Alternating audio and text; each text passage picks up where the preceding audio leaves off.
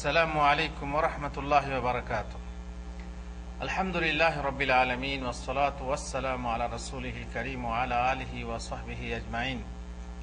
আমরা আলোচনা করছিলাম ফতোয়া নিয়ে, ফতোয়াবাজি। মানুষ ফতোয়া দেওয়ার জন্য খুবই তৎপর, মুফতি না হয়েও ফতোয়া দিতে চায় এবং ফতোয়া দেওয়াতে বাহাদুরি মনে করে, ফতোয়া দেওয়াতে ভাবে তার সম্মান।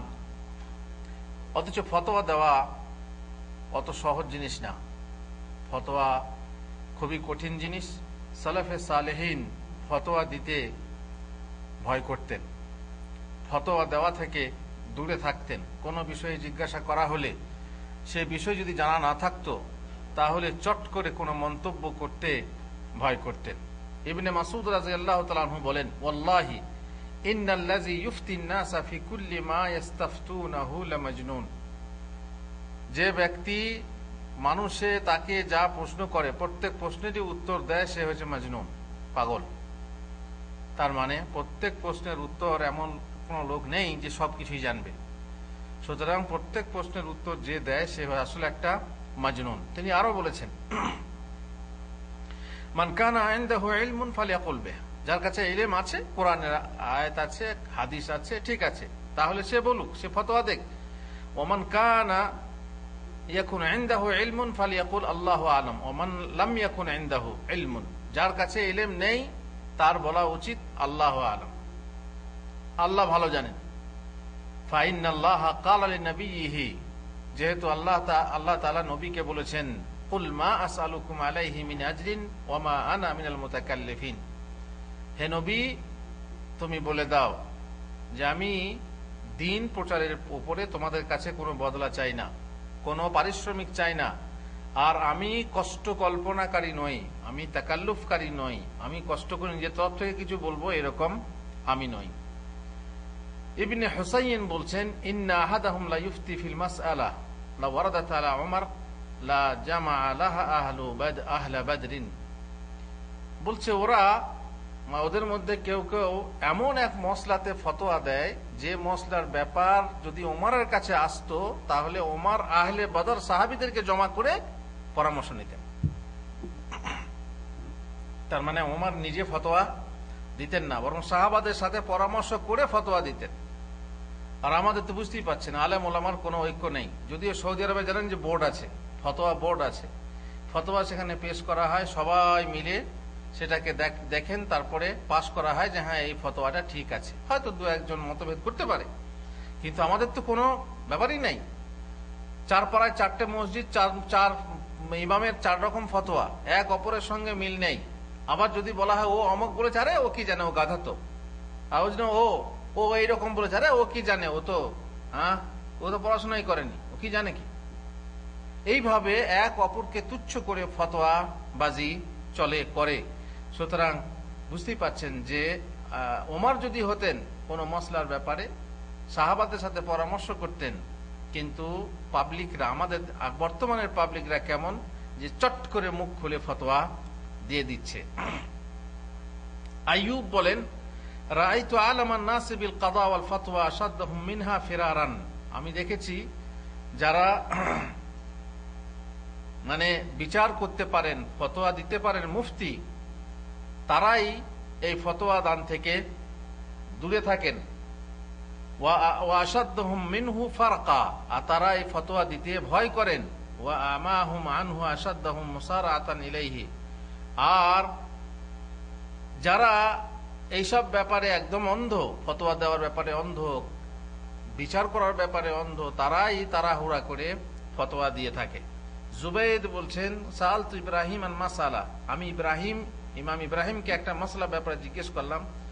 ফাকালা মা ওয়াজাদতু মিন মা ওয়াজাদতা মিন বালাদিক মান তাসালুহু গায়রি। তোমার দেশে বা তোমার গ্রামে বা তোমার শহরে কি আমাকে ছাড়া অন্য কাউকে পেলে না জিজ্ঞেস করতে? তো কাল মা সাআলতু ইব্রাহিম আন শাইইন কাত্তু ইল্লা আরাফতুল কারাহিয়াতা ফি ওয়াজহিহি। লোক বলছেন, যখনই আমি ইব্রাহিমকে কোনো প্রশ্ন করতাম তখনই এই শ্রেণীর কথা বলতেন, আর কাউকে পেলে না আমাকে জিজ্ঞেস করতে হবে, কিংবা আমি তার চেহারায় অপছন্দের কথা মানে লক্ষ্য করতাম। ফতোয়া জিজ্ঞেস করলেই তিনি যেন উত্তর দিতে অপছন্দ করতেন। হাইসাম বিন জামিল বলছেন, সাহিত্যু মালিকান সুয়েলা আন সামানি ওয়ার বাইনা মাসালা। উনি বলছেন ইমাম মালিকের কাছে আমি ছিলাম, তো তিনি 48টা বিষয়ে জিজ্ঞাসিত হলেন। 48টা বিষয়ে ফতোয়া দেওয়ার জন্য তাকে জিজ্ঞাসা করা হলো। ফাকালা ফি ইসনাতাইনি ওয়া সালাসিনা মিনহা লা আদরি। এর মধ্যে 48টার মধ্যে 32টা মসলাতে তিনি বললেন যে আমি জানি না। দেখছেন, একজন ইমাম তিনি 48টা বিষয়ে জিজ্ঞাসিত হচ্ছেন, তার মধ্যে 32টা বিষয়ে বলছেন যে আমি জানি না। এটা প্রেস্টিজের ব্যাপার না? আমি জানি না বলা প্রেস্টিজের ব্যাপার। অনেকে তো প্রেস্টিজ রক্ষার জন্য যেমন তাই বলে দেয়, কিন্তু যারা ইমাম তাদের অবস্থা দেখেন। ইমাম মালিক রাহমাতুল্লাহ আলাইহি কখনো 50টা মসলা জিজ্ঞেস করলে ফালা ইউজিবু ইল্লা ফি ওয়াহিদাতিন মিনহা, 50টার মধ্যে মাত্র একটা জবাব দিতেন, একটার ফতোয়া দিতেন। ওয়া কানা ইয়াকুল, তিনি বলতেন, মান আজাবা ফি মাসআলাতিন ফায়ামবাগি ক্বাবলা আল জাওয়াবি আন ইউরিদা নাফসাহু আলাল জান্নাতি ওয়ান নার। যে ব্যক্তি কোন মাসলা ব্যাপারে জিজ্ঞাসিত হবে, কোন ফতোয়ার ব্যাপারে জিজ্ঞাসা করা হবে, হালাল হারাম সম্পর্কে জিজ্ঞাসিত হবে, তার উচিত প্রথমে নিজেকে জান্নাত ও জাহান্নামের উপরে পেশ করা। তার কারণ মানুষের জন্য কোন জিনিসকে হারাম করা হালাল করা চারটিখানি কথা না, জান্নাত অথবা জাহান্নাম আছে, এতে নিজেকে পেশ করে তারপরে তার জবাব দেওয়া। তিনি একটা মসলার ব্যাপারে জিজ্ঞাসিত হলেন, তিনি বললেন লা আদরি, আমি জানি না, এই মসলার ব্যাপারে আমার জানা নাই। ফাকিলা হিয়া মাসালাতুন খাফিফা সাহলা, এটা তো সহজ ব্যাপার, সহজ মসলা। প্রশ্নকারী বললেন যে এটা তো সহজ মসলা। ফাগাজিবা, এ শুনে ইমাম রাগান্বিত হলেন। ওয়াকাল কাল লাইসা ফিল ইলমি শাইউন খাফিফ, ইলমে কোন জিনিস হালকা নয়, ছোটখাটো ব্যাপার নয়। তুমি ছোটখাটো ভাবছো, ছোটখাটো ব্যাপার নয়। আমা সামিতা কাওলাল্লাহি তাআলা, তুমি কি শোনোনি আল্লাহ তাআলা বলেছেন, ইন্না সানুলকি আলাইকা কাওলান সাকিলা, হে নবী আমি তোমার উপরে ভারী কথা অবতীর্ণ করব। আল্লাহ বলছেন ইলম হচ্ছে ভারী, আর তুমি বলছো হালকা। এ কথার কিছু হালকা নেই, তুমি যেটা ভাবছো সেটা নয়। ইমাম শাবি তিনি একটা মসলার ব্যাপারে জিজ্ঞাসিত হলেন, তিনি বললেন লা আদরি, আমি জানি না।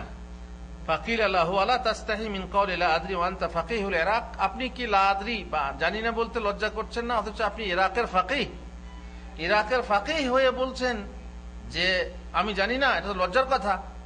ফাকাল, তিনি বললেন আমি লজ্জা করছি, কিন্তু ফেরেশতারা লজ্জা করেননি। ফেরেশতারা লজ্জা করেননি। যখন ফেরেশতাদেরকে জিজ্ঞাসা করা বলা হলো যে তোমরা বলো, আদমকে নামগুলো শিখিয়ে দিয়ে আল্লাহ তাআলা ফেরেশতাদেরকে বললেন যে তোমরা এইসব জিনিসের নাম বলো, তখন বললেন সুবহানাকা লা ইলমা লানা ইল্লা মা আল্লামতানা ইন্নাকা আনতাল আলিমুল হাকিম। ফেরেশতারা লজ্জা করেননি। ফেরেশতারা সঙ্গে সঙ্গে বলেছেন, আল্লাহ তুমি যা আমাদেরকে শিখিয়েছো কেবল তাই জানি, এছাড়া আমরা কিছুই জানি না। তো জানি না বলতে লজ্জা কি? ফেরেশতারা বলেননি, ফেরেশতারা লজ্জা করেননি, ফেরেশতারা বলেছিলেন যে জানি না। তো আমি যদিও ইরাকের ফকিহ, জানি না, যেটা জানি না আমি সেটা জানি না বলতে লজ্জা কি আছে? সুতরাং জানি না বলাতে প্রেস্টিজের ব্যাপার না, যে আমি দেখো আমাকে জিজ্ঞেস করলো আমি বলতে পারলাম না, এটা প্রেস্টিজের ব্যাপার না, খবরদার না। এতে কোন রকমের অসম্মানের ব্যাপার নেই, কারণ এটা হচ্ছে শরঈ ইলম, খুব ভারী জিনিস। তাছাড়া ইমাম শাবি আরো বলেছেন যে ইয়ামবাগি লিল আলিমি আন ইউরিসা জুলাসাহু মিন বাদিহি লা আদরি, আলেমের উচিত তার মজলিসে জানি না কথাটা বেশিরভাগ করে প্রচার করা। তো বলে কি জানি না মিথ্যা বলবে না, যেটা জানে সেটা বলবে, কিন্তু যে বিষয় জানে না, যাতে সন্দিহান, যে বিষয়ে তার কাছে দলিল নেই, সেই বিষয়ে সে কি বলবে জানি না। এই জন্য ইমাম শাফি বলেছেন লা আদরি নিসফুল ইলম, জানি না বলাটা অর্ধেক ইলম, জানি না বলাটা অর্ধেক ইলম। অতএব কোন বিষয়ে না জেনে ফতোয়া। নবী সাল্লাল্লাহু আলাইহি ওয়াসাল্লামকে জিজ্ঞেস করা হলো সব থেকে নিকৃষ্ট জায়গা কোনটা, রাসূলুল্লাহ সাল্লাল্লাহু আলাইহি ওয়াসাল্লাম বললেন লা আদরি, আমি জানি না। ফাসাআলা জিবরিল, তিনি জিবরিলকে জিজ্ঞেস করলেন, জিবরিল বললেন লা আদরি, আমি জানি না যে সব থেকে নিকৃষ্ট জায়গা কোনটা। জিবরিল আলাইহিস সালাম প্রতিপালক আযজা ওয়া জালকে জিজ্ঞেস করলেন, তিনি বললেন আসওয়াকুহা, আল্লাহর পক্ষ থেকে। আল্লাহ তাআলা বললেন যে সব থেকে নোংরা জায়গা হচ্ছে বাজার। তাহলে নবী সাল্লাল্লাহু আলাইহি সাল্লাম বললেন জানি না, জিবরিল বললেন জানি না, আন্দাজে কি বলা যায়? এসব কথা, যে কথা আল্লাহ রসুলের কথা, সে কথা কি আন্দাজে বলা যায়? না, বলা যাবে না। আমাদেরও উচিত লা আদরি বলা, না জানা থাকলে না জানি না বলা।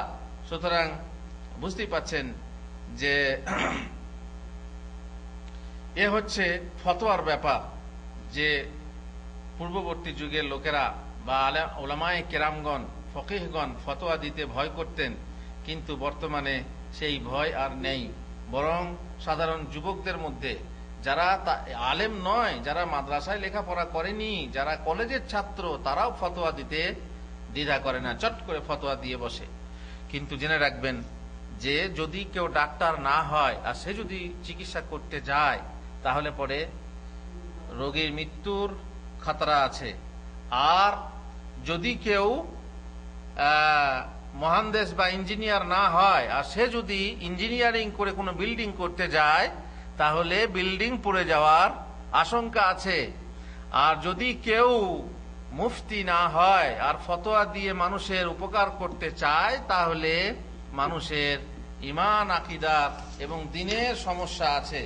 মোট কথা, এইভাবে যারা ফতোয়া দেয়, না জেনে ফতোয়া দেয়, তাদের কঠিন অবস্থা, কথা আপনারা নিশ্চয়ই বুঝতে পারছেন। বিভিন্ন রকম ফতোয়া বেরিয়েছে, বিভিন্ন জনে বিভিন্ন রকম ফতোয়া দিয়ে থাকে, জেনে না জেনে বিভিন্ন ফতোয়া বলে থাকে। কিছু মানুষ আছে যারা জানে, আর কিছু মানুষ আছে যারা জানে না। কিছু মানুষ আছে যারা অর্ধেক জানে, অর্ধেক জানে না। যারা অর্ধেক জানে, অর্ধেক জানে না, তাদেরকে জাহেল বলে, কিন্তু এরা হচ্ছে জাহেল মোরাক্কাব। না জেনেও জানার ভান করে, তারা হচ্ছে জাহেলে মোরাক্কাব। আর যারা মোটেই জানে না, জাহেলে বাসিত, এটাকে বলে জাহেলে বাসিত। আল্লামা ইবনে উসাইমিন রাহিমাহুল্লাহ বলেন, যার কাছে শরঈ জ্ঞান নেই সে জাহেল, কিন্তু তাকে বলা হয় জাহেলে বাসিত। আর যার কাছে শরঈ কিছু জ্ঞান আছে, কিন্তু সে নিজেকে অনেক বড় পণ্ডিত ভাবে খালাস, আমি হচ্ছি বড় পণ্ডিত, বরং সবার চেয়ে বড় পণ্ডিত ভাবে, তাকে বলা হয় জাহেলে মোরাক্কাব। তাকে কি বলে? জাহেলে মোরাক্কাব। জাহেলে মোরাক্কাবের বিপদ অনেক বেশি। সে বিনা দ্বিধায় ফতোয়া দেয়, নিজেকে পণ্ডিত জাহির করার জন্য অথবা প্রশ্নের মুখে নিজের প্রেস্টিজ বজায় রাখার জন্য প্রত্যেক বিষয়ে জিভ হিলায়। এমনকি যে বিষয়ে তার অভিজ্ঞতা বুৎপত্তি নেই, সে বিষয়ে মুখ লড়ায় অথবা কলম চালায়। যে ময়দান তার নয়, সে ময়দানেও সে ঘোড়া ছোটায়।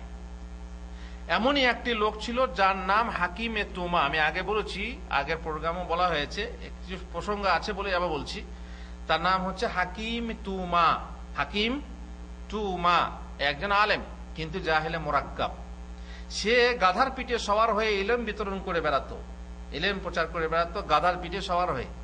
একদা এই ব্যক্তি লোকেদেরকে সাদকা করতে উদ্বুদ্ধ করে বলে, সাদকা করো, সাদকা করো তোমরা, ওই যে সাদকা কুন দার রাহে উ লান তানালুল বিররা হাত্তা তুনফিকু। সাদকা করো, সাদকা করো আল্লাহর রাস্তায়, যতক্ষণ না নিজের পছন্দনীয় জিনিস সাদকা করেছো ততক্ষণ তোমরা পুণ্য প্রাপ্তি হবে না, তার মানে লাভ, তোমাদের সওয়াব লাভ হবে না। এবারে কিছু না পেলে, তোমরা যদি টাকা পয়সাও না পাও, তোমাদের সব থেকে প্রিয় ধন তোমরা এমনকি নিজের মেয়েকেও সাদকা করো, নিজের মেয়েকেও সাদকা করো। এই কথা শুনে তার গাধা, যার পিঠে সে সওয়ার ছিল, তার গাধা, সে বলছে, সে কে মুখে বলছে, সে মনে মনে, তার মানে তার অবস্থা বলছে কালা হিমারুল হাকিম তুমা লাউ আনসাফাদ দাহরু কানা লাউ আনসাফাদ দাহরু কুনতু আরকাবু। বলল, গাধা বলছে, যদি মানে যুগ যদি আমার প্রতি ইনসাফ করত, তাহলে আমি এই আলেমের উপরে সওয়ার হতাম, ও আমার উপরে না। তার মানে কি, ও আমার থেকে বেশি বড় গাধা। লিআন্নানি জাহিলুন বাসিতুন, কেননা আমি হচ্ছি জাহেলে বাসিত, ওয়া সাহিবি জাহিলুন মুরাক্কাবু, আর আমার সাথী হচ্ছে জাহেল মুরাক্কাব। তার মানে সে গাধা বলছে কি, যে আমার থেকেও বড় গাধা। এখন তার অবস্থা দর্শন করে এক আরবি কবি বলেছেন, ওমান রামাল উলুমা বিগাইরি শাইইন ইয়াদিল্লু আনিস সিরাতিল মুস্তাকিম। যে ব্যক্তি বিনা ইলমে বা ইলম শিক্ষা না করে ইলম চর্চা করে সে সিরাতে মুস্তাকিম থেকে ভ্রষ্ট হয়ে যায়। ওয়া তালতাবিসুল উলুমু আলাইহি হাত্তা ইয়াকুনা আদাল্লা মিন তুমাল হাকিমি, তার কাছে ইলম সব তালগোল খেয়ে যায়, এমনকি হাকিম তুমার থেকেও বেশি ভ্রষ্ট হয়। হাকিম তুমার অবস্থা দেখছেন, দান করতে বলছে প্রিয়তম জিনিস দান করো, তো নিজের মেয়েও দান করো। তাসাদ্দাক বিল বানাতি আলা রিজালিন, এ হাকিম তুমা পুরুষদের কাছে নিজের মেয়ে দান করতে বলে। ইউরিদু বিযাকা জান্নাতিন নাঈমি, আর এর মাধ্যমে জান্নাতে নাঈম প্রার্থনা করে। এরা হচ্ছে কি জাহেলে মোরাক্কাব। এরকম বহু মানুষ আছে জাহেলে মোরাক্কাব, যারা অল্প লেখাপড়া করে ফতোয়া দিয়ে বেড়ায়। এবার আপনাদেরকে বলবো যে ফতোয়া দেওয়া, বিনা ইলমে ফতোয়া দেওয়ার কারণ কি, কেন লোকে বিনা ইলমে ফতোয়া দেয়। 1 নম্বর কারণ হলো মনের খেয়াল খুশি, প্রবৃত্তি পূজা। বাস মন হলো ফতোয়া দিয়ে দিল। বিভিন্ন মসলা মসাইলে, বিভিন্ন ইখতিলাফি ব্যাপারে তারা ফতোয়া দিয়ে থাকে। আলেমদের সাথেও তারা তর্ক করে, তারা আলেমদের বিরুদ্ধেও তর্ক করে। আর তারা চায় যে আমি এখন বড়, আমার গ্রামে যে মানে না, আপনি মোড়ল, গ্রামের কেউ তাকে মানে না, অথচ নিজেকে জাহির করে। অনেক সময় দেখে ময়দান খালি আছে, অতএব আমি হচ্ছে আলেম, তোমরা আমাকে জিজ্ঞেস করো। সে মুখে মুখে না বললেও প্রকাশ্যে দেখায় যে আমি হচ্ছে আলেম, আমাকে জিজ্ঞেস করো, আমার তুল্য কেউ নাই, কেউ পড়ে না, কেউ ঘাটে না, আমি একা ঘাটাঘাটি করি, আমি বুঝি বেশি। হ্যাঁ, এইভাবে সে সমাজে বড় হতে চায়। রাসূলুল্লাহ সাল্লাল্লাহু আলাইহি ওয়াসাল্লাম বলছেন, মান তালাবাল ইলমা লিইউজারিয়া বিহিল উলামা আও লিইউমারিয়া বিহিস সুফাহা আও ইয়াসরিফা বিহি উজুহান নাসি ইলাইহি আদখালাহুল্লাহুন নার। এদের জন্য সতর্ক বাণী। রাসূলুল্লাহ সাল্লাল্লাহু আলাইহি ওয়াসাল্লাম বলছেন, যে ব্যক্তি ইলম তলব করে, 2-5টা বই পড়ে, কোন ফতোয়া পড়ে নিল, তারপর তর্ক শুরু করে দিল।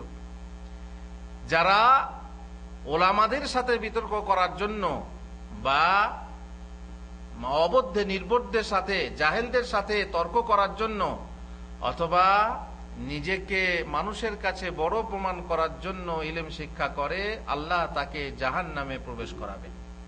আদখালাহুল্লাহুন নার, আল্লাহ তাকে জাহান্নামে প্রবেশ করাবেন। সুতরাং এটা তাদের জন্য হচ্ছে সতর্কবাণী। সুতরাং এমন নিয়ত খুবই খারাপ জিনিস, তাদেরকে সতর্ক হওয়া উচিত, নচেত বুঝতেই পাচ্ছেন তাদের অবস্থা হবে খুব খারাপ। ইত্তেবায়ে হাওয়া মানে খেয়াল খুশির অনুসরণ, যে আপনার একটা বিষয়ে বিভিন্ন মত আছে, সেই মতটা কোন মতটা আপনি গ্রহণ করবেন। যদি বিভিন্ন মত থাকে, তাহলে এক শ্রেণীর মানুষ আছে তারা বলে মযহাব মানতে হবে, একটা মযহাব, সে তাদের মযহাবে যা বলে সেটাই গ্রহণ করবে।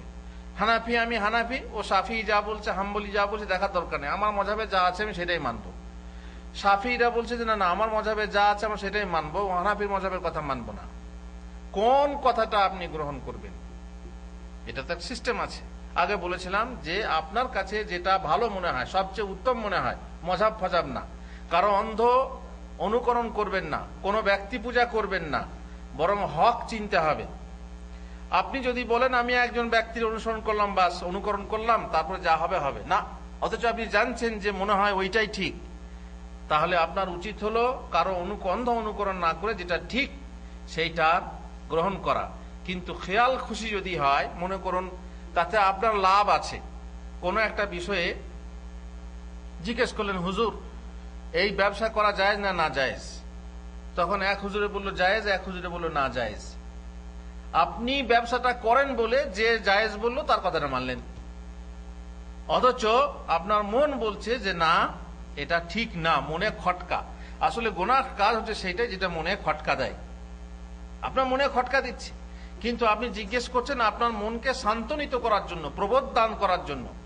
যখনই একজনকে জিজ্ঞেস করলেন তিনি বলছেন এটা জায়েজ না, তখনও মন আপনার শান্তনিত হলো না। যখনই আরেকজনকে জিজ্ঞেস করলেন হ্যাঁ হ্যাঁ সমস্যা নেই, বাস সেটা আপনার ফতোয়া গ্রহণ করার ব্যাপার হয়ে গেল, আর আপনি ফতোয়া দিতে লাগলেন যে এটা হচ্ছে জায়েজ। সুতরাং যদি এই শ্রেণীর কোনো কথাবার্তা হয়, তাহলে পরে নিশ্চয়ই বুঝতে পাচ্ছেন যে এটা হচ্ছে খেয়াল খুশির অনুসরণ। খেয়াল খুশির অনুসরণ করা হচ্ছে সবচেয়ে বড় গুনাহ, অনেক বড় গুনাহ, অনেক বড় গুনাহ। অতএব এরকম করে, এরকম মানে খেয়াল খুশির অনুসরণ করেও মানুষ ফতোয়া দিয়ে থাকে। 2 নম্বর কারণ হলো অহংকার, আত্মম্ভরিতা, মানে অহমিকা। আমার মধ্যে জ্ঞান আছে, আমার মধ্যে ইলম আছে, আমার মতো কেউ নেই, দেশে আমি সবচেয়ে বড় আলেম, এবার নিজেকে নিজেই বড় ভাবতে লাগে, ফলে সে ফতোয়া দিয়ে বেড়ায়। যেখানে অনেক ফতোয়া দেওয়ার লোক আছে সেখানেও সে নিজের জিভ নড়িয়ে ফতোয়া আগে বাড়িয়ে ফতোয়া দেয়।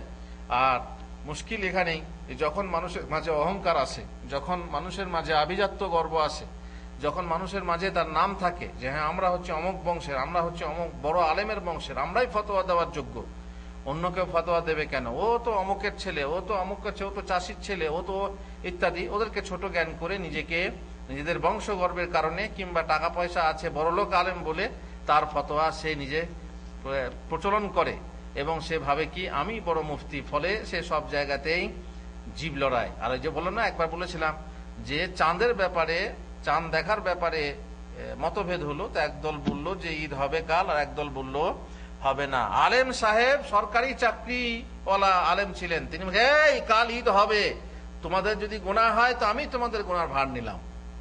পারবে গুনার ভার নিতে? কিন্তু এত বড় পাওয়ারফুল কথা কেন বললো? যেহেতু তার সমাজে পাওয়ার আছে। গরিব মানুষ যারা ওই যেসব আলেমরা ভিক্ষা করে, যেসব আলেমরা আদায় করে, চাঁদা আদায় করে মাদ্রাসা চালায়, কিংবা যারা ওই যে বাড়ি বাড়ি পালি করে ভাত খায় ইমাম সাহেবরা, তারা এরকম কড়া ফতোয়া দিতে পারে না। ওর মধ্যে অহংকার ছিল বলে, দাপট ছিল বলে ফতোয়া দিল যে তোমাদের যদি গুনাহ হয় কালকে ঈদ করো, গুনাহ হলে আমি বহন করব। আউযু বিল্লাহি মিন যালিক। একজন আলেম এরকম কথা বলতে পারে না, তার মধ্যে এমন অহংকার থাকার কথা নয়। অনেকে বাংলা বই পড়ে বা অনুবাদ পড়ে বিভিন্ন রকমের ফতোয়া দিয়ে থাকে, আর তার ফলে বুঝতেই পাচ্ছেন যে নিজের অহংকার প্রদর্শন করে থাকে। আর অনেকে দেখবেন ফেসবুক মুফতি ফেসবুকে বহু রকমের ফতোয়া, আল্লাহু আকবার, এমন এমন ফতোয়া শুনে আপনাকে অবাক লাগবে। আলেমদের বিরোধিতা করছে, আলেম ওলামার বিরোধিতা করছে। একজন বলছে যে মুহাম্মদুর রাসূলুল্লাহ সাল্লাল্লাহু আলাইহি ওয়াসাল্লামকে শ্রেষ্ঠ নবী বলা যাবে না। আলেমরা রদ করছে যে তিনি হচ্ছেন শ্রেষ্ঠ নবী, তার অন্য দলিল আছে। কোরআন হাওড়া বুখারী থেকে দলিল দিয়ে বলছে আল্লাহ রসুল বলেছেন তোমরা আমাকে নবীদের উপরে প্রাধান্য দিও না, অতএব প্রাধান্য দেওয়া যাবে না, সব নবী সমান। কোরআনের আয়াত পেশ করছে লা নুফাররিকু বাইনা আহাদিম মিনহুম, তাদের কোনো আপোষে আমরা পার্থক্য নির্বাচন করি না। কিন্তু কোরআনই তো বলছে তিলকার রাসূল ফাদ্দালনা বা'দাহুম আলা বা'দ। আল্লাহ তো নিজেই বলছেন যে এই রসুলদের মধ্যে আমি কাউকে কারো উপরে প্রাধান্য দিয়েছি। আর মুহাম্মদ রাসূলুল্লাহ সাল্লাল্লাহু আলাইহি ওয়াসাল্লাম জানা সাইয়্যিদু ওয়ালদি আদম, আমি আদম সন্তানের সর্বশ্রেষ্ঠ সর্দার। এই সময় আসলে একটা হাদিস নিয়ে কোনো মসলা হয় না, একটা আয়াত নিয়ে কোনো মসলা হয় না, এটা এরা জানে না। বাস পড়েছে, বুখারী শরীফে বাংলা অনুবাদ পড়ে নিয়েছে, প্রাধান্য দেওয়া যাবে না, আল্লাহ নবী বলেছেন, অতএব আল্লাহর নবী শ্রেষ্ঠ নবী নন, বরং সব নবী সমান। বইও লিখে ফেলেছে। কি করবেন বলবো এদেরকে নিয়ে? বড় সমস্যা। এইভাবে জিহাদ, ওই যে জিহাদ করতে হবে, হ্যাঁ, জিহাদ না করলে পরে মুনাফিক হয়ে মরতে হবে, সব ফতোয়া দিচ্ছে। কারা? আলেমের ফতোয়া নয়, কোন ফতোয়া আলেম? ওই সব যুবক রক্ত টকবক করে ফুটছে, তারা দিনের জন্য কিছু করতে চাচ্ছে, তাজা খুন আছে, এই খুন মানে রক্ত ঘটাতে চাচ্ছে, রক্তপাত, কিন্তু ক্ষেত্র নেই, সেটা বোঝে না। ফলে তারা নিজেরাই ফতোয়া দিয়ে, বরং আলেমদেরকে বলছে কি এরা দরবারি আলেম, এরা সরকারি আলেম। হ্যাঁ, এইভাবে তারা নিজেরাই নিজেদের মুফতি সেজে ফতোয়া দিয়ে বিভিন্ন রকমের ফতোয়া, আল্লাহুল মুস্তাআন। সুতরাং বলাই যায় যারা আলেমদেরকে এইভাবে ছোট করে, তুচ্ছ ভাবে আর নিজেদেরকে বড় ভাবে, রাসূলুল্লাহ সাল্লাল্লাহু আলাইহি ওয়াসাল্লাম বলেছেন লাইসা মিন্না মান লাম ইয়ারহাম সাগীরানা, সে আমাদের দলভুক্ত নয় যে আমাদের ছোটদেরকে স্নেহ করে না, ওয়ালাম ইউয়াক্কির কাবীরানা, আমাদের বড়দেরকে শ্রদ্ধা করে না, ওয়া ইয়ারিফ লি আলিমিনা হাক্কা, আর আমাদের আলেমের হক চেনে না। আলেমের যে একটা হক আছে, অধিকার আছে, সেই হক চেনে না। আরে মিয়া, ও কি আলেম? হ্যাঁ, আমাকে একজন বলছে তো আপনি খাওনের মৌলবী, খাওনের আলেম। তার মানে বলছি, জিহাদের কথা বলতে গেলাম যে এইভাবে জিহাদ ঠিক না, তো বলছে আপনারা বসে থাকুন, আপনারা খাওনের আলেম। কিয়ামতের দিনে দেখবো এই ব্যক্তিকে, ইনশাআল্লাহ কিয়ামতের দিনে দেখবো খাওনের না দাওনের, তার সঙ্গে হিসাব ইনশাআল্লাহ বুঝে নেব। যাই হোক, অহংকার যদি কারোর মধ্যে থাকে তাহলে সে নিজেকে বড় মনে করে আর অপরকে ছোট, এমনকি আলেম ওলামাকে তুচ্ছ জ্ঞান করে, অথচ সেই তুচ্ছ জ্ঞান করে তাদের কোনো উপকারে আসবে না, বরং ক্ষতি হবে। নম্বর 3, ফতোয়া দেয় কেন? সে ভাবে যদি বলি ফতোয়া না দিই তাহলে আমাকে লোকে জাহেল ভাববে। অনেক সময়ে প্রেস্টিজ বজায় রাখার জন্য কি করে? ফতোয়া দেয়। সে যদি বলে আমি জানি না, তো বল দেখো এই ব্যাপারটাও জানে না, এরা মদিনায় পড়েছে এটাও জানে না। হ্যাঁ, বুঝতে পারলেন? ওই যে একদিন গল্প শুনছেন না, মসজিদে শুয়ে আছি, জানলার পাশ থেকে এসে আমারই বংশ এক লোক এসে বলছে, এই হামিদ রয়েছিস? হ্যাঁ, কি ব্যাপার? বলছে বলিস না আমার জ্বর টর আসছে, একটা তাবিজ দিয়ে দিকি। আমি বললাম তো তাবিজ তো আমি লিখি না, তাবিজ লিখতে জানি না।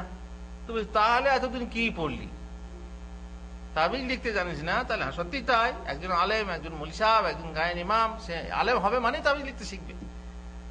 কিন্তু সে বোঝে না যে জিনিসটা ইলম জিনিস আলাদা, তাবিজ টাবিজ লেখা জায়েজ না জায়েজ কিছু বোঝে না। তো যদি আমি প্রেস্টিজের ভয় করতাম তাহলে সঙ্গে সঙ্গে লিখে দিতাম একটা ইজিবিজি, যেমন অনেকে করে, ইজিবিজি দাগ টেনে দেয়, বল যাও। জাহেলদেরকে এটা বোঝায়, কিন্তু না, যেটা হক নয় সেটা করা মোটেই যাবে না। আর জানি না বলাটা কোনো প্রেস্টিজের ব্যাপার নয়, সে কথা আগেও বলা হয়েছে। সুতরাং যে সমস্ত মানুষরা বুঝতে পারছেন নিজেকে নিজের প্রেস্টিজ বাঁচানোর জন্য বা লোকে জাহেল ভাববে এই আশঙ্কায় ফতোয়া দেয়, যে কোনো প্রশ্ন জিজ্ঞেস করে আলাতুল ফতোয়া দেয়, জানি না কথাটা তার মুখ থেকে আপনি শুনবেন না। কেন? যাতে করে সে ছোট না হয়ে যায়। অনেক সময় গদির লোভ আছে, আপনাকে আপনি এক গদিতে আছেন, হ্যাঁ, সমাজের একটা বড় নেতা, আর আপনি যে বলে জানি না, এই তো খুবই খারাপ কথা। কিন্তু আসলে এই জিনিসের ব্যাপারে কোনো খারাপ কথা নয়, কিন্তু তারা জানে না। ফতোয়া দেওয়ার একটা কারণ হচ্ছে জাহিলতি, তার মানে জেহালতি, তার মানে অজ্ঞতা, মূর্খতা। অনেক সময় দেখবেন যেখানে আলেম ওলামা ফতোয়া দেয় না, যেমন জিজ্ঞেস করা হলো যে হুজুর ইমাম সাহেব তাবিজ লিখে তার পিছনে নামাজ হবে কিনা? একদম না, তার নামাজ হয় না, যে তাবিজ লিখে সে মুশরিক। তাবিজ লিখে মানে সে মুশরিক। আল্লাহ তুল একজন সাধারণ মানুষ বলে দেবে, কিন্তু একজন আলেম তাকে মুশরিক বলতে কি করবে? ভয় করবে। কারণ চট করে কাউকে মুশরিক বলা, কাউকে কাফের বলা, কাউকে নাস্তিক বলা জায়েজ না। আজকে একজন ফেসবুকে লিখছে ডক্টর জাকির নায়েক আবার মুসলমান কখন হলো? ও তো কাফের। হয়তো সে কলেজের ছাত্র, কিন্তু তাদের হুজুরদের কাছ থেকে শুনে সে বলছে, চোখ বন্ধ করে বলে দিচ্ছে। বিজ্ঞ যেটা ভয় পায়, অজ্ঞ সেটা আগে যায়। এইরকম জাহেলরা, যারা নিজেরাই জাহেল, কিন্তু একটা লোকের ব্যাপারে ফতোয়া দেবে, অথচ রাসূলুল্লাহ সাল্লাল্লাহু আলাইহি ওয়াসাল্লাম বলছেন যে ব্যক্তি মুসলিমকে কাফের বলে, সে যদি কাফের না হয় তাহলে কে কাফের? টম জেরির মতো হবে। যাকে মারবেন গুলি, গুলি ঘুরে আপনাকেই লাগবে। গালি আপনি দিচ্ছেন, রাসূলুল্লাহ সাল্লাল্লাহু আলাইহি ওয়াসাল্লাম বলছেন যাকে অভিশাপ করা হয়, গালি দেওয়া হয়, সেটা আকাশ দিকে চড়ে, আকাশে জায়গা হয় না, ফিরে আসে জমিনের দিকে। যদি যাকে গালি দেওয়া হয় সে যদি গালি খাওয়ার হকদার হয় তাকে লাগে, আর না হয় তাহলে ফিরে যায় গালিদাতার কাছে। অভিশাপকারীর কাছে অভিশাপ, নিজের অভিশাপ করা নিজের গায়ে লাগে। চোখ বন্ধ করে এ কাফের, ও নাস্তিক, ও এরকম কেন? এরকম বলা নিশ্চয়ই জাহেলের কাজ। আর বুঝতেই পাচ্ছেন যে আল্লাহ তাআলা মানুষকে তুলে নেবেন, মানুষের মাঝ থেকে আলেম তুলে নেবেন।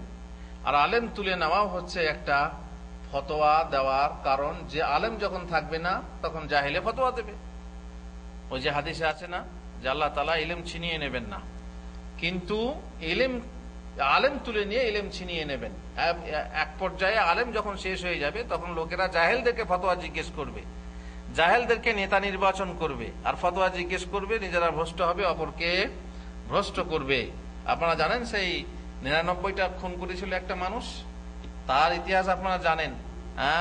গিয়ে 99টা খুন করার পর দিমাগ তার বলছে, বিবেক তার কামড় দিচ্ছে যে আমি নিশ্চয়ই ভুল করেছি, তো দেখি আমার তওবা কবুল হবে কিনা। এটা একটা ফতোয়া জিজ্ঞেস করতে গেল এক হুজুরের কাছে, বলছে হুজুর আমি 99টা মানুষ খুন করেছি, আমার কি তওবা আল্লাহর কাছে কবুল হবে? আরে বাপরে, 99টা খুন করে তোমার কাছে আল্লাহ ক্ষমা করবে না? তোমার তওবা কবুল হবে না। এই তো বেচারি লেগে গেল, দিয়ে ছুরি ছিল কাছে, মেরে দিল, ওখানে 100টা পূরণ করে দিল, 100টা পূরণ করে দিল। তারপরেও বিবেকে কামড় দিচ্ছে। ভাবলো কি যে একজন সারা বিশ্বে সব থেকে বড় আলেমের কাছে যাব। বলা হলো অমুক জায়গায় যাও, বড় আলেম আছে।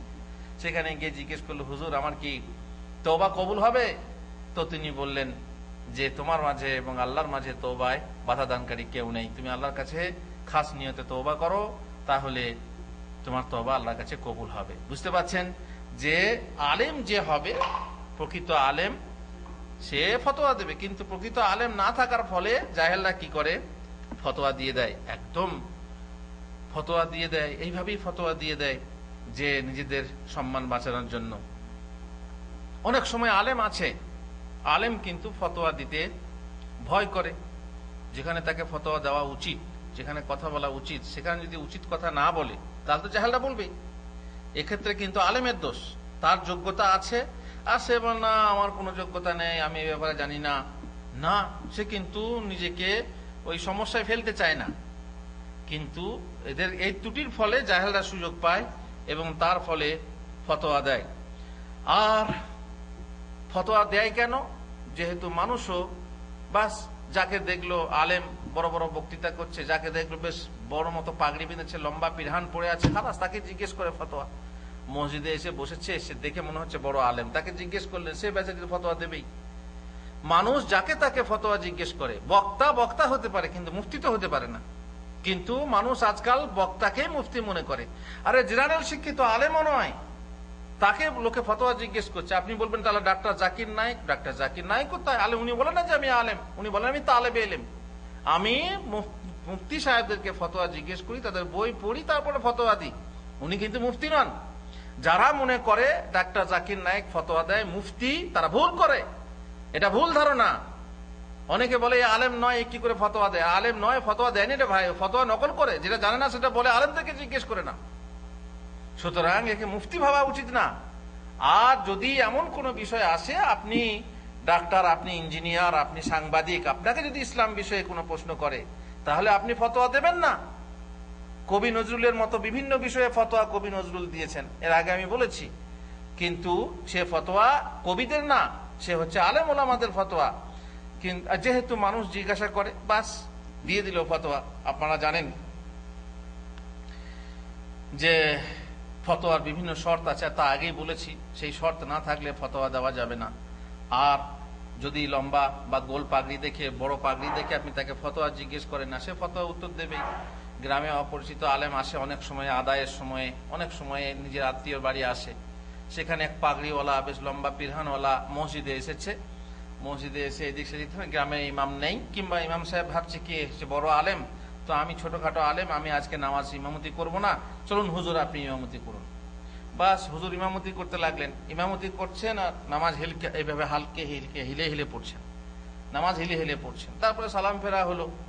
মুসল্লিরা একটা আশ্চর্য জিনিস দেখলো, কি ব্যাপার, আমরা হুজুর এতদিন নামাজ পড়লাম, আমাদের ইমাম সাহেব আছেন, এত নামাজ পড়েছেন, এইভাবে তো হিলেন নেই।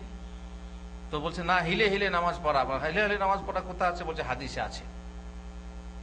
কোথা, কোন হাদিসে আছে? বলছে আপনাদের কাছে উর্দু ফেকা নেই?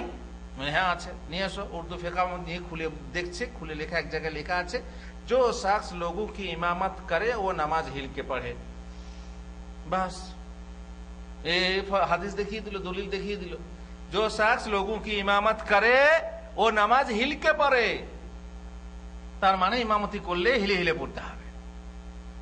ভালো দলিল, এই তো ভারী মুশকিল। সত্যি দলিল তো দেখিয়ে দিল বটে, কিন্তু যিনি আলেম তিনি দেখি বইটা দেখি, বইটা দেখে দেখছে লেখা আছে जो शख्स लोगों की इमामत करे वो नमाज হালকি পড়ে। ও হালকিটাকে হিলকে পড়ছে। আপনারা জানেন যদি উর্দু পড়েছেন, ইয়া হচ্ছে দু রকম, ইয়া মারুফ আর ইয়া মাজহুল। ইয়া কাফ ইয়াজের কি হয় আর কাফ ইয়েজের কে, है ना? যেমন বলে উসকি আর উসকে বলে না, তো হালকি আর হালকে, তো হিলকে ইয়া মারুফটাকে মাজহুল পড়ছে, নিয়ে পড়ছে কি হিলকে পড়ে, তার মানে হিলে হিলে পড়ে। বুঝতে পারছেন কেমন জাহেল? এ একরকম জাহেল। যারা এইরকম ফতোয়া দিয়ে তারা মনে করছে কি যে সে মুফতি সাহেব, আর জিজ্ঞেস করছে মানুষ কি করবে, তাকে বলতেই হবে। হিলে হিলে নামাজ পড়ার ফতোয়া সে দিয়ে দিল। বুঝতেই পাচ্ছেন যে এইভাবে মানুষের মাঝে ফতোয়া খুব বেশি আকারে চলছে। এমন মানুষের কাছ থেকে ইলম সংগ্রহ করা উচিত না যে ইলম বিতরণের যোগ্য না। দু চারটা ফতোয়া শুনলো, তারপর সে কুরসির উপরে বসে গেল, দেশে গিয়ে মুফতি হয়ে গেল। বাস চারিদিকে যুবকরা বুঝতেই পাচ্ছেন বেশ মিষ্টি মিষ্টি কথা শুনলে পাশে আসবে আপনার। তাদের ক্ষমতা নেই যে আপনার মাঝে ইলম আছে কি না আছে এটা মাপার ক্ষমতা থাকে না। কিন্তু আপনি বাস কোন জায়গাতে শিখেছেন, শিখার পরে আপনি মুফতি সেজে বসলেন। কিন্তু মানুষে ভুল করে যে তারা সঠিক জায়গা থেকে ইলম শিক্ষা করে না, ফলে ছোটদের কাছে ইলম শিক্ষা করে, বলছি না যে ছোটরা ইলম ফতোয়া দিতে পারবে না, তা বলছি না, ফতোয়া নকল করতে পারে, কিন্তু তার কাছ থেকে ফতোয়া নিয়ে সর্বনাশ করে। কিছু মানুষ আছে যারা বই পড়ে, শুধুমাত্র বই পড়ে ফতোয়া দেয়। আর কথায় আছে, মান কানা শাইখুহু কিতাবাহু কাল্লা সাওয়াবুহু মিন খাতায়া। যারা শুধু বই পড়ে ফতোয়া দেয় তাদের ঠিকের থেকে বেঠিকটাই বেশি হয়। কারণ বই পড়ে ফতোয়া, আপনাদেরকে আগে বলেছি যে একজন গত রমজানের সময় টেলিফোন করছে, হুজুর সেহরি কতক্ষণ পর্যন্ত খেতে হয়? আপনাকে বলেছি বোধহয়, সেহরি কতক্ষণ পর্যন্ত খেতে হয়? আমরা ফজর পর্যন্ত, ফজর সময় হয়ে গেলে পরে সেহরি খাওয়া বন্ধ। বলছে না, বুখারী শরীফের হাদিসে আছে নামাজ পর্যন্ত সেহরি খাওয়া যাবে। আর সত্যি আছে। বলছে আমি 3 দিন খেয়েছি নামাজ পর্যন্ত, 3 দিন খেয়ে তারপরে কেউ কেউ বলেছে তোর ভুল হচ্ছে, যে আমাকে টেলিফোন করছে। বুঝতে পারছে? নিজে নিজে মুফতি, বই পড়েছে। ওই যে গল্পটা আগেও বলেছি, পুঁথিগত বিদ্যা যারা বই নিয়ে বিদ্যা জাহির করে, তারা বিপদে পড়ে। ওই যে 3 জন পণ্ডিত গ্রাম থেকে ভ্রমণে বেরিয়েছিল, দিয়ে অনেক খিদে লেগেছে তো কোথায় খাবো, চলো একটা গ্রাম দেখি। তো রাস্তা খুঁজে পায় না, তো বই খুলে, পুঁথি খুলে দেখছে, লেখা আছে মহাজন যায় যে দিকে পথ তারে কয় সর্বলেখে। তাকিয়ে ওই দূরে কিছু লোক হাঁটছে, মানে অনেক লোক যেদিকে যায় সেদিকে তাকেই পথ বলে। বই থেকে সূত্র নিয়ে তাদের পিছনে পিছনে হাঁটতে হাঁটতে গিয়ে দেখছে শ্মশানে গিয়ে তারা মরা লাশ নিয়ে যাচ্ছে। যাই হোক, কোন রকম করে একটা গ্রাম পেল, গ্রামে গেছে, সেখানে বলেছে আমাদেরকে খিদে লেগেছে। তো খিদে লেগেছে তো খাবে কি? তো সেমাই খেতে দিয়েছে। সেমাই খাওয়া যাবে না যাবে, তার বাবার কালো সেমাই দেখেনি, তো সেমাই খাওয়া যাবে না যাবে না। পুঁথি খুলে দেখো, পুঁথি খুলে দেখছে দীর্ঘসূত্র আছে যেটা, অনিষ্ট ঘটে সেটা। দীর্ঘসূত্র কাকে বলে? লম্বা সুতো। কিন্তু দীর্ঘসূত্র মানে কি, কে বলতে পারবে? দীর্ঘসূত্রতা মানে কি বাংলাতে? না, দীর্ঘসূত্রতা মানে হচ্ছে গয়ঙ্গচ্ছতা, করবো। এই যারে এটা এই যাচ্ছি গো, এই ওর রে এই উঠছি, আর ওইটা করলি না, আচ্ছা কালকে করব, একে বলা হয় দীর্ঘসূত্রতা। তো দীর্ঘসূত্রতা অনিষ্টের মূল কারণ হতে পারে, কিন্তু ও দীর্ঘসূত্র মানে লম্বা সূত্র মনে করছে, নিয়ে সামাই খাবে না। এই হচ্ছে বই পড়ে যারা বিদ্যা অর্জন করে তাদের অবস্থা। আর এক জায়গায় গেছে, সেখানে ওই পিঠে দিয়েছে যে ফুটো ছিদ্র থাকে না, আজকে পিঠে বা চিতুই পিঠে বলে, এটা খাওয়া যাবে না। ওখানে খুলেছে, হ্যাঁ পুঁথি খুলে দেখছে এক জায়গায় ছিদ্রটি আছে যেটা অনিষ্ট ঘটে সেটা। আর সত্যি কথা, আপনি যদি মরুভূমিতে কোথাও যান, পাহাড়ে যান, জঙ্গলে যান, যেখানে গর্ত আছে সেখানে বসলে পরে ক্ষতি হবে না? কারণ সাপ বিচ্ছু থাকতে পারে, সত্যি ওই কথা লেখা আছে ওখানে। কিন্তু এখানে পিঠে খাওয়ার সময় আপনি যদি ওটা ফিট করেন, ছিদ্রটি আছে যেটা অনিষ্ট, এত মুশকিল, তো না খেয়েই থাকেন। এই হচ্ছে পুঁথিগত বিদ্বানদের বিদ্যা, যারা মানে অনেক সময় ভালো করতে গিয়ে কি করে, ক্ষতি করে বসে। সুতরাং এরকম করা মোটেই উচিত না। বুঝতেই পাচ্ছেন যে এই শ্রেণীর ফতোয়া যারা দিয়ে থাকে তাদের কিন্তু এরকমই ক্ষতি হয়। বেশ, তারপরে ফতোয়া দেওয়ার আরো কারণ আছে, যে অনেক সময় মানুষ ফতোয়া দেয় যে ফতোয়া দেওয়ার যোগ্য সে নয়। মনে করুন রাজনৈতিক ব্যাপারে ফতোয়া সব আলেম দিতে পারে না, জাহেল তো দূরের কথা। রাজনৈতিক ব্যাপারে রাজনৈতিক পর্যায়ের লোকেরা তারা ঠিক করে যে বিষয়ে কি হবে কি না হবে, সেসব বাজ বিচার করে বরং বোর্ড কর্তৃক সে ফতোয়া নিতে হয়। কিন্তু আপনি যদি একাকী ফতোয়া দিয়ে আপনি মানুষকে বিভ্রান্ত করেন, তাহলে পরে নিশ্চয়ই আল্লাহ তাআলা এক ব্যাপারে বলছেন, ওয়াইজা জাআহুম আমরুম মিনাল আমনি আবিল খাউফি আযাউ বিহি ওয়ালাউ রাদ্দুহু ইলা রাসূলি ওয়া ইলা উলিল আমরি মিনহুম লাআলিমাহু আল্লাযীনা ইসতানবিতুনাহু মিনহুম ওয়ালাউলা ফাদলুল্লাহি আলাইকুম ওয়া রাহমাতুহু লাত্তাবা'তুমুশ শাইতানা ইল্লা কালিলা। কোন বিষয় এলেই তারা প্রচার করে বেড়ায়। তাদের উচিত কি, তাদের মধ্যে যারা তত্ত্বানুসন্ধানকারী, যারা সত্যানুসন্ধানকারী, যারা তাহকিক করে, তাদের কাছে যদি বিষয়টা নিয়ে যায়, তো তারা না ভালো করে জানে, তারপরে ফতোয়াটা কি হবে, কি করতে হবে না করতে হবে সেটা বলে। কিন্তু তা না করে তারা নিজেরাই ফতোয়া দিতে শুরু করে। আলেম উলামা এবং সমাজের মাঝে দূরত্ব রয়েছে। অনেক সময় সমাজ আলেম উলামাকে মানতে চায় না, আলেম সমাজে বদনাম আছে। আর অনেক সময় আলেম সমাজও সমাজ থেকে দূরে থাকতে চায়। এর ফলেও এই জাহেল মুফতিদের আপনার প্রভাব বেড়ে যায়। কোন মযহাব, নির্দিষ্ট মযহাবের বা নির্দিষ্ট ইমামের বা নির্দিষ্ট ব্যক্তির অন্ধ অনুকরণ করা, এটাও আপনার ফতোয়াবাজির কারণ হয়ে গেছে। কারণ সে যে মুফতি হবে সে নিজের মযহাবের উপরে ফতোয়া দেবে, বাস। তারা আর অন্য ভাবে দেখবে না অন্য মুহাদ্দিসিনদের ফতোয়া কি, অন্য মযহাবের ফতোয়া কি, সহিহ ফতোয়া কি, সহিহ হাদিস কি, এটাও দেখবে না। তারা আমরা মুকাল্লিদ হিসাবেই থাকবে। আবার দুঃখের বিষয়, তাদেরকে যখন বলা হয় সহিহ হাদিসে এটা আছে, তখন সহিহ হাদিসটাকে আবার মুহাদ্দিসানা চালে, মুহাদ্দিসের মতো বলবে অমুক জয়ীফ বলেছে, অমুক সহিহ বলেছে, অমুক সহিহ বলেছে। আবার সেই সনদ নিয়ে তারা তথ্যানুসন্ধান করে, তথ্য বের করে, তারা তখন আবার মুহাদ্দিস সেজে যায়, তখন আর মুকাল্লিদ থাকে না। এই মুকাল্লিদরাই মুহাদ্দিস সাজে, সহিহ হাদিসকে জয়ীফ করার জন্য উঠে পড়ে আদা জল খেয়ে লাগে এবং কোমরে কাপড় বেঁধে দেখবেন অমুক সহিহ বলেছে, অমুক সহিহ বলেছে। কেবল তাদের কথাটা উল্লেখ করে যারা সহিহ বলেছে, আর যারা জয়ীফ বলেছে তাদের কথাটা উল্লেখ করে না। এ মুশকিল। এইভাবে ফতোয়াবাজি চলছে। তারপরে ফতোয়াবাজি চলছে পাশ্চাত্যের অন্ধ অনুকরণ করে। পাশ্চাত্যের অন্ধ অনুকরণ করে অনেক ফতোয়া তারা দিয়ে রাখছে, যারা ওই যে বলছে যে পর্দা করা ফরজ, ওয়াজিব না, পর্দা করা চলবে না, বরং পাশ্চাত্যের অন্ধ অনুকরণ করে যে ফতোয়া বিভিন্ন মানুষ দিয়ে থাকে, এমনকি জেনারেল শিক্ষিতরা ফতোয়া দিয়ে থাকে। তেমন কবি নজরুলের কথা, নারীরে প্রথম দিয়াছি মুক্তি নরসম অধিকার, দিয়েছেন। আমরা সেই সে জাতি, আমরা মুসলিম জাতি, নারীরে প্রথম দিয়াছি মুক্তি নরসম অধিকার। আমরা কি নারীকে নরসম অধিকার দিয়েছি? কিন্তু উনি বলছেন দিয়েছি। মানুষের গড়া প্রাচীর ভাঙ্গিয়া করিয়াছি একাকার, আঁধার রাতির বোরখা উতারি, আঁধার রাতির বোরখা উতারি, এনেছি আশার ভাতি, আমরা সেই সে জাতি। দেখছেন, বোরখা খুলে ফেলতে বলছে, বোরখা খুলে ফেলতে বলছে কবি নজরুল। ফতোয়া দেখছেন, বলে না কোরআন, বলে না হাদিস, ইসলামী ইতিহাস, নারী নরদাসী বন্দিনী রবে হেরমেতে 12 মাস। হাদিস কোরআন ফেকা লয়ে যারা করেছে ব্যবসাদারি, মানে না তারা কোরআনের বাণী, সমান নর ও নারী। আছে নাকি কোরআনের কথা সমান নর ও নারী? কবি নজরুলের কাছে জিজ্ঞেস করেন, আছে? কবিকে জিজ্ঞেস করেন। আশ-শুআরা ইয়াত্তাবিউহুমুল গাওয়ুন, কবিদের অনুসরণ কারা করে? যারা ভ্রষ্ট, তারাই। কবির কাছে ফতোয়া নেন না নর ও নারী সমান, কিন্তু বলছে কি কোরআনে আছে।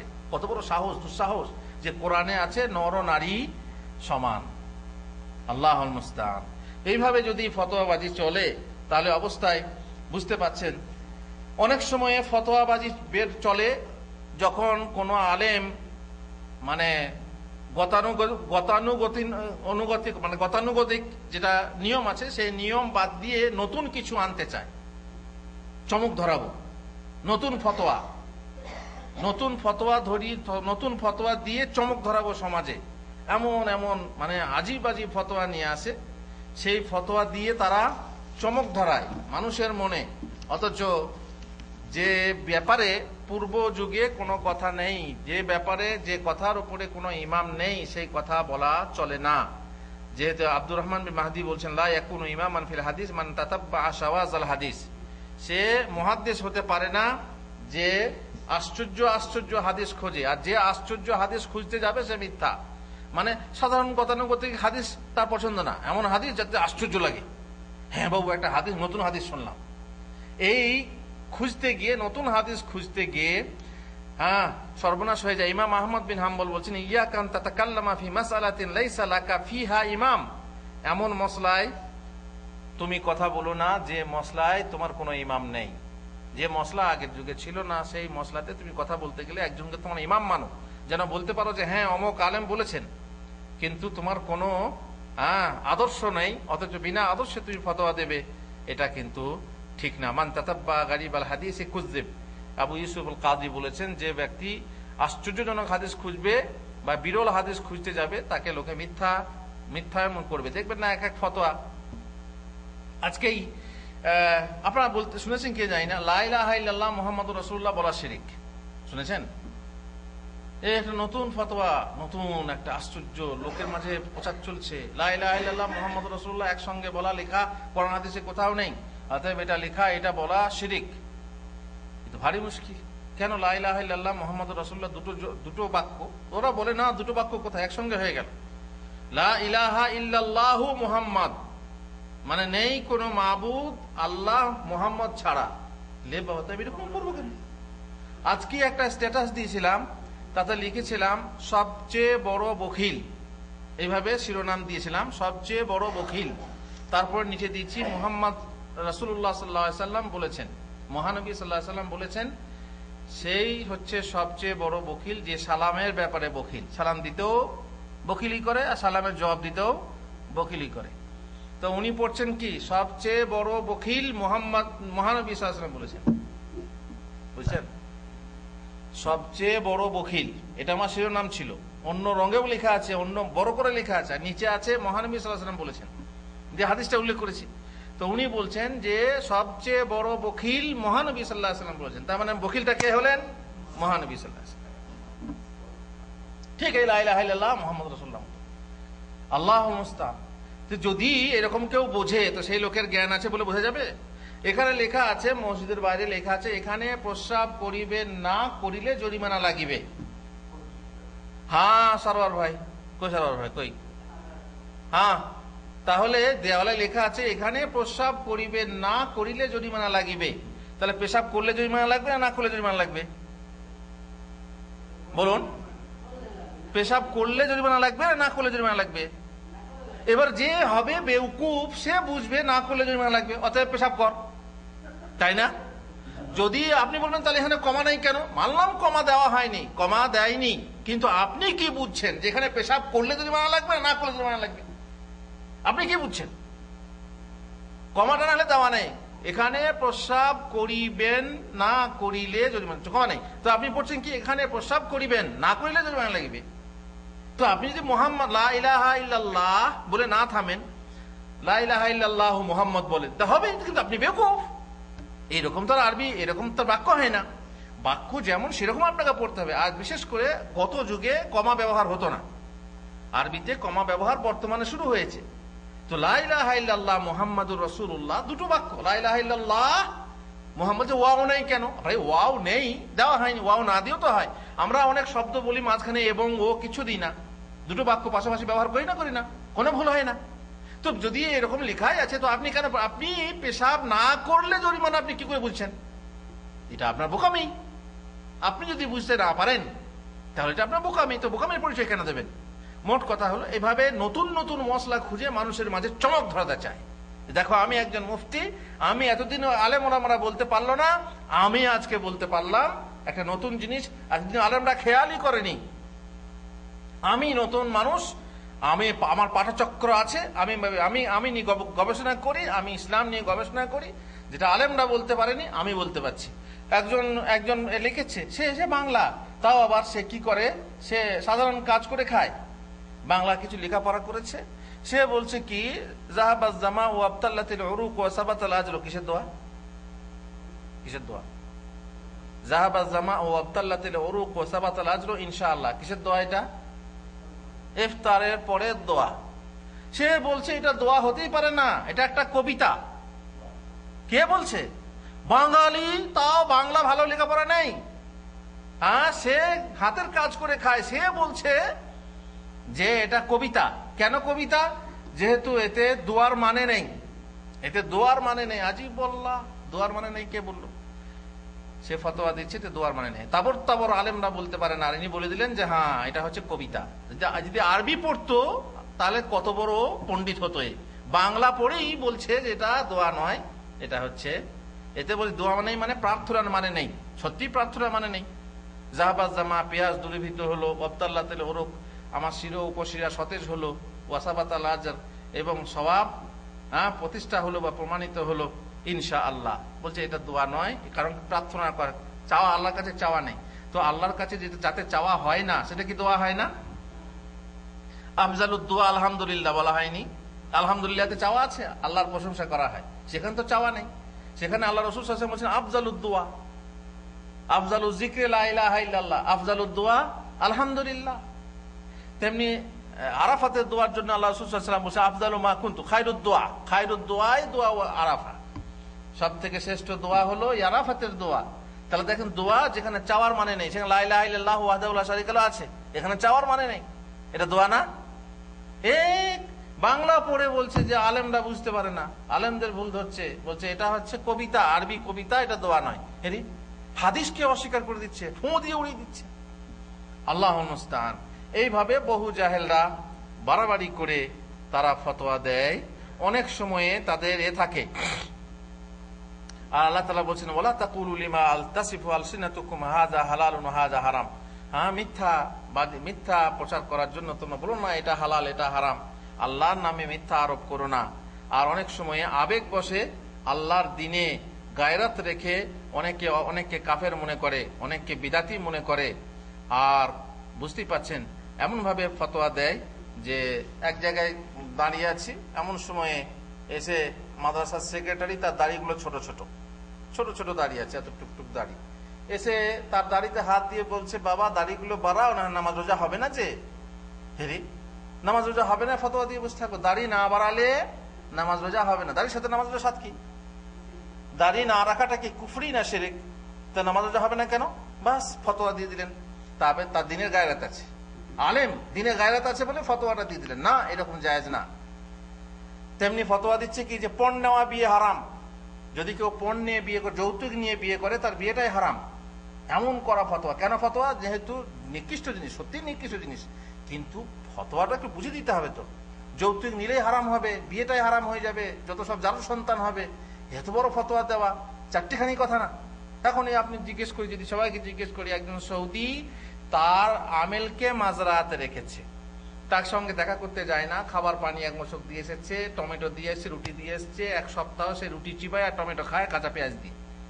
তারপরে আবার কাজ না করলে মারে, খেজুর গাছে চড়তে বলে, তারপর মারে, গালি দেয়, গালাগালি করে, হিমার কাল এই সেই নানা রকম বলে।